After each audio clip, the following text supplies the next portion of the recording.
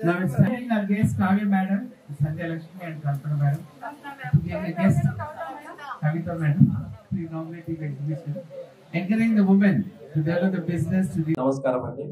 వేదికపై ఉన్న పెద్దలందరికీ పేరు పేరున హృదయపూర్వక నమస్కారాలు. మరియు ఇక్కడికి విచ్చేసిన మహిళా సోదరులందరికీ నా హృదయపూర్వక నమస్కారాలు తెలియజేస్తున్నాను.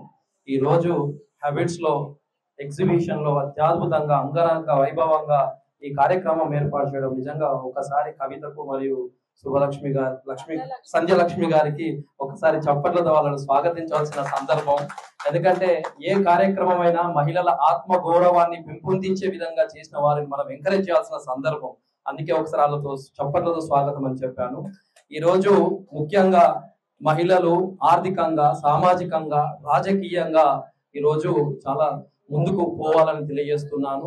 ఎందుకంటే ఎప్పుడైతే వాళ్ళు అభివృద్ధి చెందుతుందో అప్పుడే దేశం అభివృద్ధి చెందుతుంది, రాష్ట్రం అభివృద్ధి చెందుతుంది.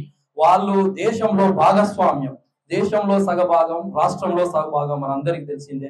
అయినప్పటికీ కొంత అక్కడక్కడ వివక్ష గురవుతున్న పరిస్థితి కూడా మనందరికీ తెలిసిందే.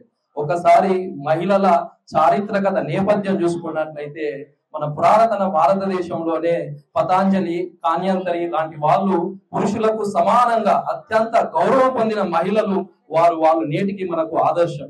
సరే, వేదకాలం తర్వాత కొన్ని ఆచారాలు, కొన్ని పద్ధతులు, కొన్ని సాంప్రదాయాలు, సంస్కృతుల వల్ల మహిళలు కొంత మనందరికీ తెలిసిందే సతీ సగమనం పేరిట కావచ్చు, బాల్య వివాహాల పేరిట కొంత వివక్ష గురైన విషయం మనందరికీ తెలిసిందే. అయితే ఈ రోజు ముఖ్యంగా ఆనాడు మహిళలు వంటింటికే పరిమితం అయ్యేవారు. ఆనాడు 4 గోడల మధ్యన పరిమితమైన మహిళలు నేడు ఆకాశానికి, గగనానికి ప్రయాణిస్తున్నారంటే ఒక్కసారి మహిళల తరపున ఒక్కసారి చప్పట్లు కొట్టాల్సింది అని తెలియజేస్తా ఉన్నాను. ఎందుకంటున్నారంటే మహిళలు ఏ రంగంలో ఉన్నా చూసుకోండి, విద్యను ఆయుధంగా మలిచారు. ఈ రోజు డాక్టర్లు, న్యాయవాదులు, నిపుణులు, ఐటీ నిపుణులు, ఆర్టిఫిషియల్ నిపుణులు, ఎంతో మంది మేధావులు తయారయ్యారంటే వారు విద్యను ఆయుధంగా మలిచారు. అందుకే ఆనాడు పూలే చెప్పిండు, ఆనాడు అంబేద్కర్ చెప్పినట్టుగా విద్యను ఆయుధంగా మలిచారు. ఇక్కడ ఉమెన్ ఆంటర్‌ప్రెన్యూర్స్ అందరికీ నా నమస్కారం. ఈరోజు మహిళా సేవా సమితి వాళ్ళు ఆర్గనైజ్ చేసిన ఈ హోమ్ మేడ్ ప్రోడక్ట్స్ ఎగ్జిబిషన్ చాలా బాగుంది. అంటే ఎంతో మంది మహిళలు టాలెంట్ ఉండి కూడా బయటకు రాలేక, వాళ్ళకు వచ్చిన టాలెంట్ని ఎక్కడ చూపించాలో తెలియక, అంటే వాళ్ళలో ఎంతో మంది వాళ్ళ చేతిలో ఎంతో టాలెంట్ ఉంటుంది. చూస్తున్నాం కదా, ఇప్పుడు రకరకాల వాళ్ళు క్లోత్స్ డిజైన్ చేయడమే కాదు, రకరకాల క్యాండిల్ మేకింగే కాదు, సోప్ మేకింగే కాదు, home made products, home made pickles, ఇట్లాంటివన్నీ కూడా వాళ్ళు తయారు చేసి ఎక్కడ వెళ్ళాలి, ఎక్కడ ఎగ్జిబిట్ చేయాలని తెలియని వాళ్ళందరికీ ఇట్లాంటి ఎగ్జిబిషన్ పెట్టడం వలన వాళ్ళకున్న టాలెంట్ని మనం బయటకు తీసి 10 మందికి తెలియచెప్పడానికి చాలా ఉపయోగపడుతుంది.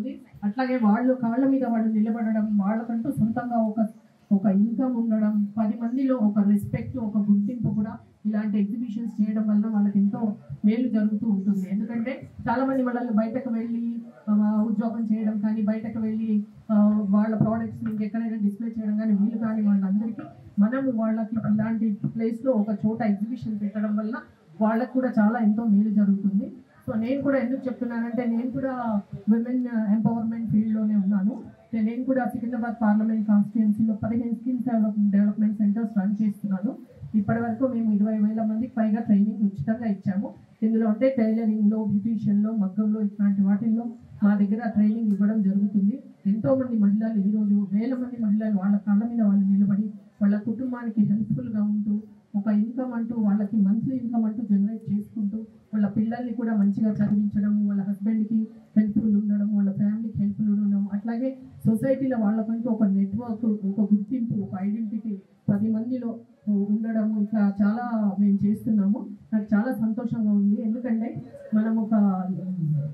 మనమే కాకుండా ఇప్పుడు మనం చూస్తే మన ప్రధానమంత్రి మోదీ గారు కూడా ఆయన మన మహిళల కోసం ఎంతగానో పాటుపడుతున్నారు. మహిళల కోసం, వాళ్ళ అభివృద్ధి కోసం ఎంతగానో సపోర్ట్ చేస్తున్నారు. అంటే రకరకాల స్కీమ్స్, ఇప్పుడు మహిళా సమృద్ధి కానీ,